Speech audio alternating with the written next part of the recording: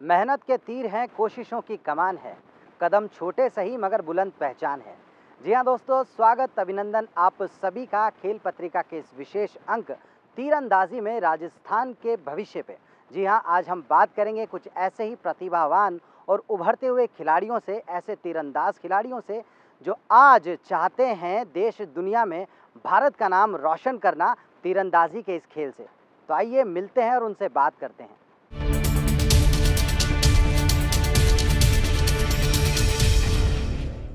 तीरंदाजी जिसे परंपरागत खेल के रूप में पहचाना जाता है और पौराणिक कथाओं में भी शौर्य का प्रतीक माना जाता है। आज कुछ ऐसे ही खिलाड़ियों से हम भी बात करते हैं कि कैसे वो राजस्थान के इस भविष्य को अपने भविष्य के साथ जोड़ कर देखते हैं। तो आइए मिलते हैं उनसे और बातचीत करते हैं।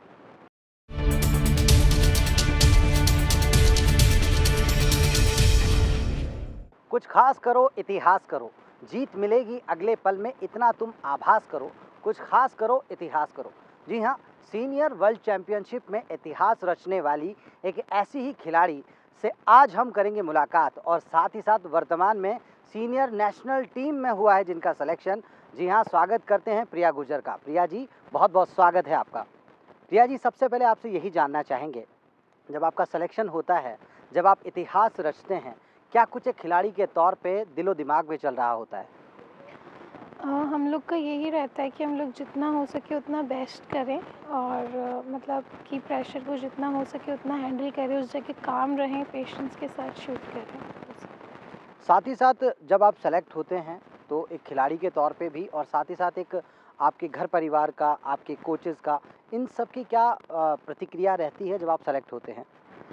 हम जब सेलेक्ट होते हैं, जैसे अभी मैं सीनियर नेशनल जा रही हूँ, तो एक सेटिस्फेक्शन है कि हम लोगों ने जो हार्ड वर्क किया उस टीम में सेलेक्ट होने के लिए हम सेलेक्ट हुए। कोचेस का ये रहता है कि जैसा हमने स्टेट में परफॉर्म किया उससे ज़्यादा अच्छा हम नेशनल में परफॉर्म करें। वो हमारी टेक्निक्स पे उतना वर्क करते हैं, हमें उतना टाइम देते हैं कि हम मेडल ला सकें वहाँ से, और फैमिली का अच्छा सपोर्ट रहता है। साथ ही साथ एक खिलाड़ी के तौर पे अपने आप को हर रोज़ तैयार करना, प्रैक्टिस करना, वो कहते हैं बड़े-बड़े दानिशवरों ने कहा है, करत करत अभ्यास ते जड़मत होत सुजान। तो अभ्यास की जो ज़रूरत है खिलाड़ी के तौर पे, वो हर रोज़ होती है। उसको कैसे डील आप कर पाते हैं, वो अभ्यास कैसे आप करते हैं, उसके बारे में बताएँ? हमारा रोज़ 6 से 7 घंटे का प्रैक्टिस रहता है। उसमें योगा, मेडिटेशन, फ़िज़िकल और ये सब होता है। हमारा जो गेम है वो परफ़ेक्शन का है। हम लोग डेली 6-7 आवर्स उसी चीज़ की प्रैक्टिस करते हैं कि हम जितना हो सके उतना परफ़ेक्ट यहाँ परफ़ॉर्म करें। उसके बाद मतलब जितना अगर हम 60-70% वहाँ पे भी अच्छा परफ़ॉर्म कर पाएँ, अपना 100% दें, अच्छी टेक्निक्स के साथ अच्छा शूट करें। ये आपने बताया कि एक अच्छी टेक्नीक की बात हो या कुछ नया सीखने की बात हो, हर रोज़ परफेक्शन के लिए आपकी कोशिशें होती हैं। साथ ही साथ अगर मैं ये जानना चाहूँ, फिज़िकल फ़िटनेस और मेंटल जो आपने बताया कि कितना अपने आप को मज़बूत रखना होता है, शारीरिक दक्षता की भी आवश्यकता है और साथ ही साथ मानसिक मजबूती की भी। उसके लिए आप एक्स्ट्रा एफ़र्ट क्या करते हैं, क्या कुछ अलग से करते हैं? हमारे गेम में शोल्डर पावर बहुत ज़रूरी है, स्टेबिलिटी बहुत ज़रूरी है, स्टेबल रहना बहुत ज़रूरी है। मेंटल, हमारा गेम 50% मेंटलिटी पे डिपेंड है। जितना हम स्ट्रॉन्ग होंगे, जितना हम चीज़ों को अच्छे से डील कर पाएंगे, कंट्रोल रखेंगे माइंड पे, क्योंकि जब हम शांत हम जब शूटिंग लाइन पे शूट करते हैं हम एकदम शांत होते हैं। तो जब हम ह्यूमन बॉडी शांत होती है तो बहुत सारी चीज़ें दिमाग में आती है, वो सब हमें कंट्रोल करना पड़ता है। ये सब मेडिटेशन से कि काफ़ी चीज़ें ठीक होती हैं। हम लोग मेडिटेशन करते हैं, योगा करते हैं, फ़िज़िकल वगैरह करते हैं, तो वो। अच्छा, साथ ही साथ आपने ये बताया कि एक जब हम किसी बड़े मंच पे परफ़ॉर्म कर रहे होते हैं, तो चीज़ें बहुत अलग होती हैं। बहुत सारे लोग होते हैं जो हमारे हौसला अफ़ज़ाई के लिए वहाँ होते हैं। बावजूद उसके बहुत सारे ऐसे लोग भी होते हैं जो लगातार एक शोर करते हैं, साथ के खिलाड़ियों के उत्साहवर्धन करते हैं। वहाँ अपने आप को मेंटली कंपोज़ रखना कितना मुश्किल या कितना आसान होता है? हाँ, वो तो लाइक 2 लोग खेलते हैं, जो शोर हो रहा है वो दोनों के लिए है। जी। तो उसी में हमें उस चीज़ को मतलब नेगेटिव ना लेते हुए पॉजिटिव लेना है कि उस पे ध्यान नहीं देना है, क्योंकि जब हम वहाँ परफॉर्म करते हैं वो हमारा 15-20 मिनट्स का गेम होता है। तो उसमें हमें अपने आप को जितना स्टेबल रखना है, जितना बाहरी चीज़ों पे ध्यान ना दे के सिर्फ उस वो 20 मिनट्स अगर खुद की शूटिंग पे ध्यान दें और बाकी चीज़ें ना सोचें तो हम और अच्छा करते हैं उसमें। और अमूमन ऐसा भी होता है, बहुत सारे जो आप एम लेते हैं, उनमें से कोई एक एम ऐसा चला जाए कि जिसमें जो आपने अपेक्षा नहीं की, उम्मीद नहीं की और इतना अच्छा आप वहाँ परफ़ॉर्म नहीं कर पाए। उस एक पर्टिकुलर शॉट से कैसे आप उभर पाती हैं? वो भी थोड़ा सा हमें बताएं। वो डिस्टर्ब होता है, लाइक जब हम कंटिन्यू 4-5 राउंड्स अच्छे चलाते हैं और अचानक से कुछ हो जाता है, तो वो सब मतलब उसके लिए मेन यही है, जो मतलब नहीं हो पाता है कभी कभी, पर जो हम प्रैक्टिस करते हैं वो ये है कि जो हो गया अब उसका हम कुछ नहीं कर सकते। लाइक टारगेट पे हिट हो गया है वो, तो जो हमारे पास बाकी के एरोज़ हैं उनको हम अच्छे से शूट करें, शूटिंग पे ध्यान दें तो वो अच्छा ही होगा। अगर हम ज़्यादा ख़राब ना सोच के अच्छा सोचें तो वो ज़्यादा अच्छा है। और ऐसे ही अच्छा सोचते सोचते आपने इतिहास भी रच दिया। बहरहाल मैं आपसे ये जानना चाहूँगा, तीरंदाजी में राजस्थान का क्या भविष्य है, और आपके पैरेलल जो यूथ, जो युवा खिलाड़ी आज इस खेल से जुड़े हैं, जो खेलना चाहते हैं, उन सभी को आप क्या संदेश देना चाहेंगे? राजस्थान के खिलाड़ियों ने पहले भी काफ़ी रिप्रेजेंट किया इंडिया को। मैं चाहती हूँ कि अभी हम भी करें और बाकी लोग भी करें। हमारी राज्य और केंद्र सरकार काफ़ी हेल्प कर रही है, और मेरा स्पेशल मैसेज जो लड़कियों को है कि वो ज़्यादा से ज़्यादा इस खेल को खेलें और आगे बढ़ें। राजस्थान का इस खेल में काफ़ी अच्छा भविष्य है और काफ़ी और खिलाड़ी आ रहे हैं।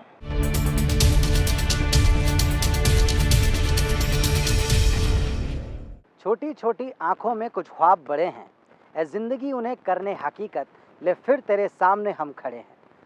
दोस्तों कहते भी हैं ना, ये आंखें जो छोटी छोटी सी हैं, मगर इनमें ख्वाब बहुत बड़े देखने चाहिए।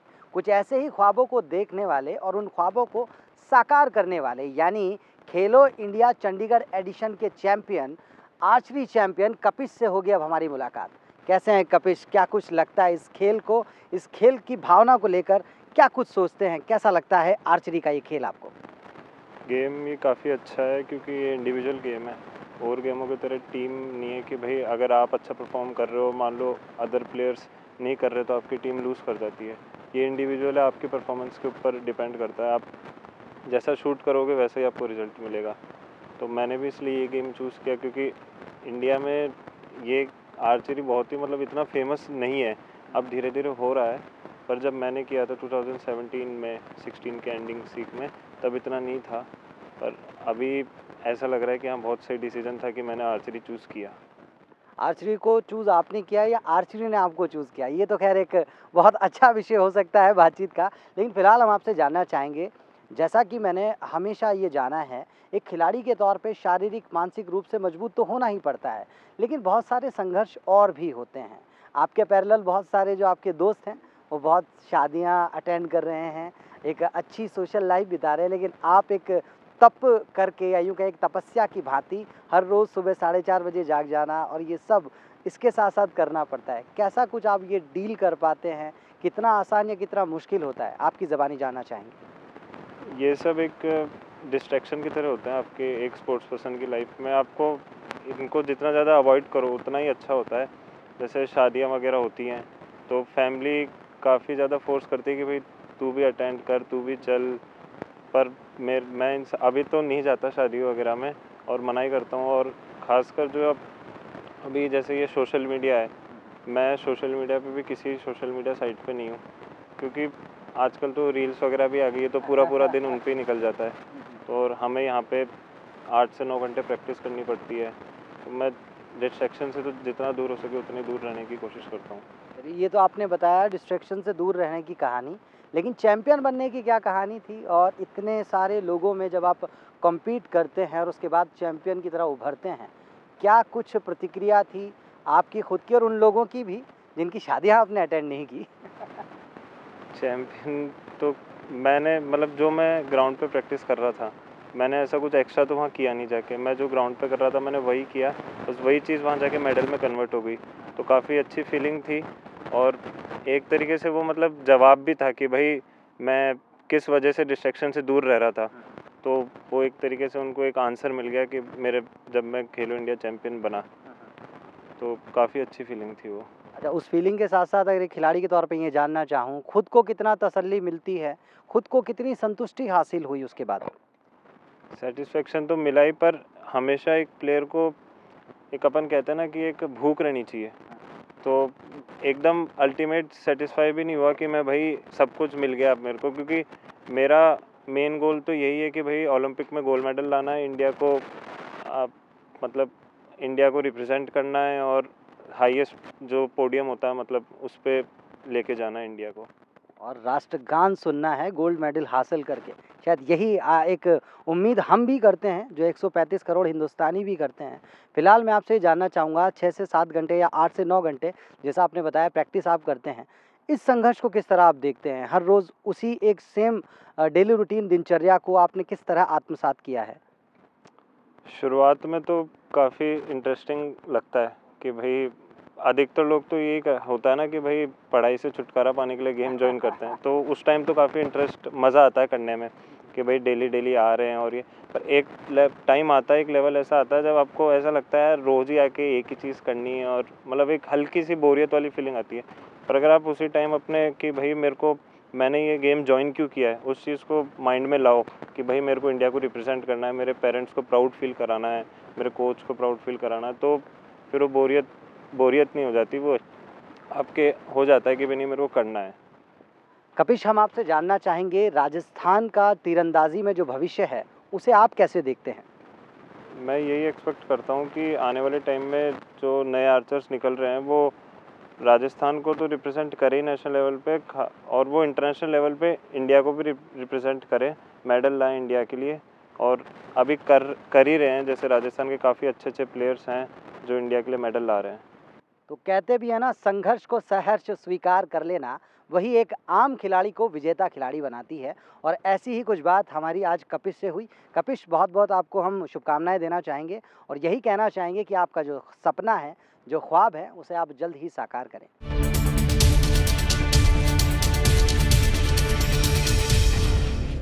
मेहनत के तरकश में कोशिशों के तीर रहे, जेब खाली रही फिर भी हौसलों से अमीर रहे। जी हाँ, एक ऐसे खिलाड़ी से मुलाकात अब हम करने जा रहे हैं जिन्होंने आर्थिक रूप से तंगी होने के कारण को अपनी जीत की बहाने नहीं बल्कि जीत की वजह बनाया।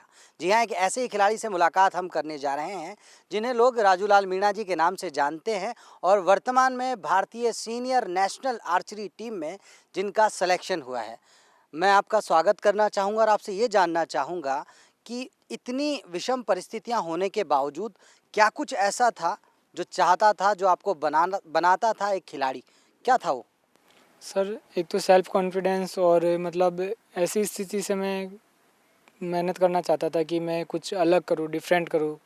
बाकी मैं इंडिया के लिए कुछ अच्छा करना चाहता हूँ, इसलिए बस मेरे को यही दिखता है कि मेरा एम यही है कि मैं इंडिया के फ्लैग को सबसे ऊपर देखना चाहता हूँ। तो मेरे को ये जो भी मेरी प्रॉब्लम्स है उनको मैं देख के ये नहीं कह सकता कि मैं कुछ नहीं कर सकता।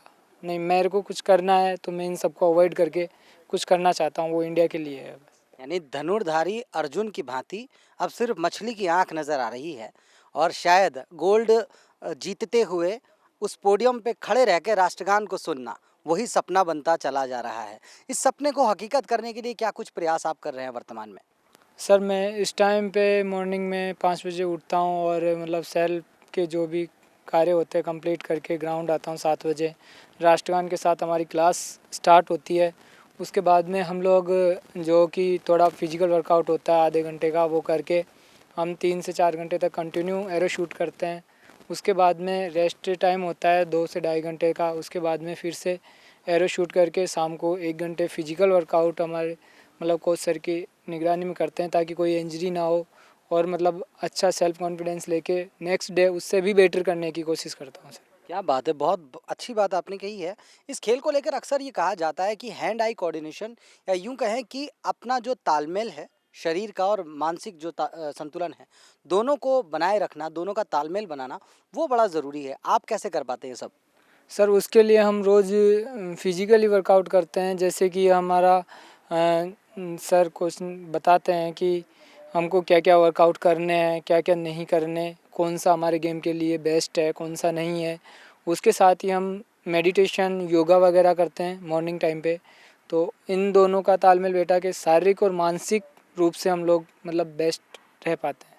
आज हम पूरी तरह से बातचीत कर रहे हैं राजस्थान का जो भविष्य है तीरंदाजी खेल में, वो कैसा होना चाहिए और कैसा और उन्नत हमें दिखाई पड़ सकता है। आप क्या कहना चाहेंगे इस बारे में? सर, राजस्थान का भविष्य तीरंदाजी में अच्छा रहा है और आगे भी अच्छा रहेगा, क्योंकि पहले भी जब ओलंपिक की टीम चयनित हुई थी उसमें पहले राजस्थान के ही 3 प्लेयर थे, श्री लिम्बाराम सर, दूलचंद सर और श्यामलाल सर, तो इन्होंने एक साथ एक ही टीम में इंडिया को रिप्रेजेंट किया है और बहुत अच्छा प्रदर्शन भी किया है, ऐसी कोई बात नहीं है। लेकिन उसी तरह हम राजस्थान से वापस वही दोहराना चाहते हैं कि इंडिया के लिए हम राजस्थान से ही पूरे प्लेयर सेलेक्ट हो और राजस्थान का नाम इंडिया में और इंडिया का नाम पूरे वर्ल्ड में छाए। क्या बात है। और सीनियर नेशनल आर्चरी टीम के लिए आपका सिलेक्शन हुआ है, उसके लिए क्या कुछ अलग से तैयारी कर रहे हैं या फिर ये जो तैयारी है इसे ही और बेहतर बनाने की प्रयास आप कर रहे हैं, क्या कर रहे हैं आप? सर इसी तैयारी में मैं सर की मतलब निगरानी में और बेस्ट करने की कोशिश कर रहा हूँ कि जितना अच्छा और बेस्ट कर सकूँ और भी अच्छा करने की कोशिश कर रहा हूँ मैं। और राजस्थान का जो भविष्य है वो निश्चित तौर पे बहुत उज्जवल हमें नज़र आता है जब आप जैसे खिलाड़ी निकल कर बाहर आते हैं जो किसी तरह का बहाना नहीं बनाते, बल्कि उन्हीं बहानों को, वो कहते हैं ना, बहा दो बहानों को कि जीत की कोई वजह तो हो, इसी तरह से जीत की वजह बना लेते हैं। हम आपको बहुत बहुत शुभकामनाएं देना चाहेंगे और यही उम्मीद करेंगे कि राजस्थान का बल्कि हिंदुस्तान का नाम आप विश्व पटल पर रोशन करें।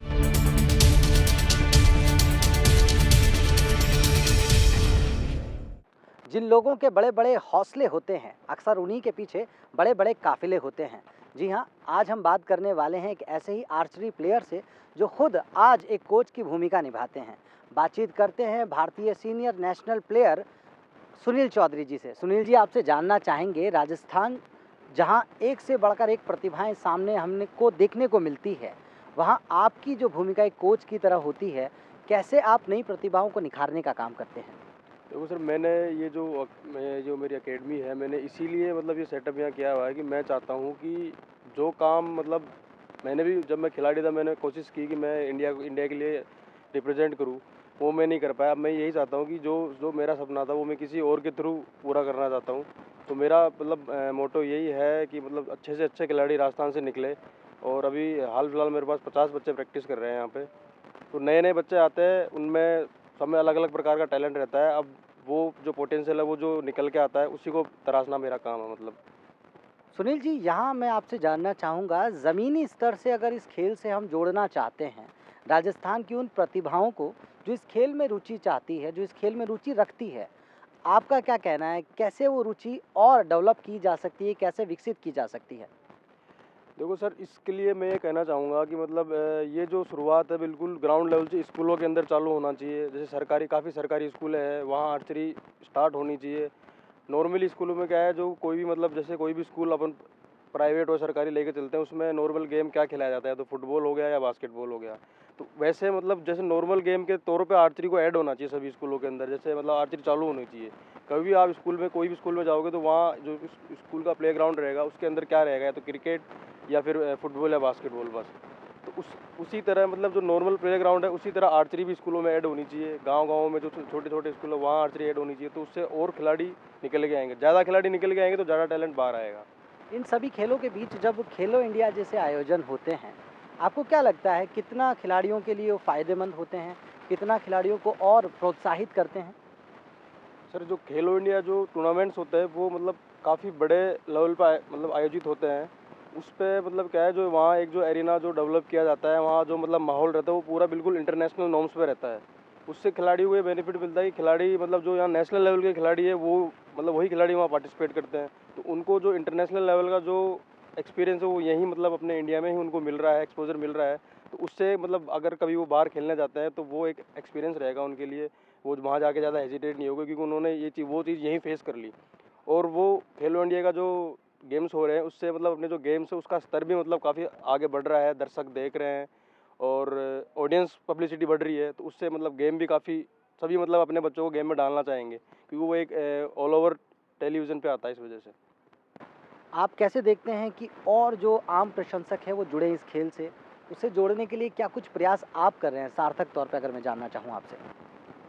सर, इसको बढ़ाने के लिए हम जैसे हमारी जो राजस्थान स्टेट एसोसिएशन है वो भी मतलब छोटे छोटे अंडर 14 अंडर 9 इनके भी टूर्नामेंट आयोजित करवा रही है। उससे क्या है, जैसे जो स्कूली बच्चे हैं, छोटे बच्चे हैं, उनका आगमन बढ़ेगा इस गेम की तरफ। तो वही आगे जाके मतलब परफॉर्म करेंगे और उन्हीं के अंदर से टैलेंट निकलेगा।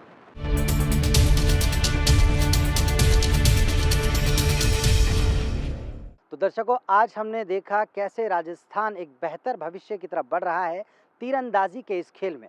जी हाँ, तीरंदाजी का वो खेल जिसे खेलो इंडिया मूवमेंट के तहत बहुत आगे बढ़ाया जा रहा है, जिसमें प्रधानमंत्री माननीय नरेंद्र मोदी जी खुद अपनी एक बहुत बड़ी भूमिका निभा रहे हैं और कहते हैं खेलेगा इंडिया तभी तो खिलेगा इंडिया। और ऐसे ही खेलते हुए खिलते हुए राजस्थान के खिलाड़ी भी अंतर्राष्ट्रीय स्तर पर पहुँचे और भारत का नाम गौरवान्वित करे, यही उम्मीद हम करते हैं। तो दर्शकों, अगले अंक में फिर होगी आपसे मुलाकात, तब तक के लिए दीजिए इजाज़त। धन्यवाद।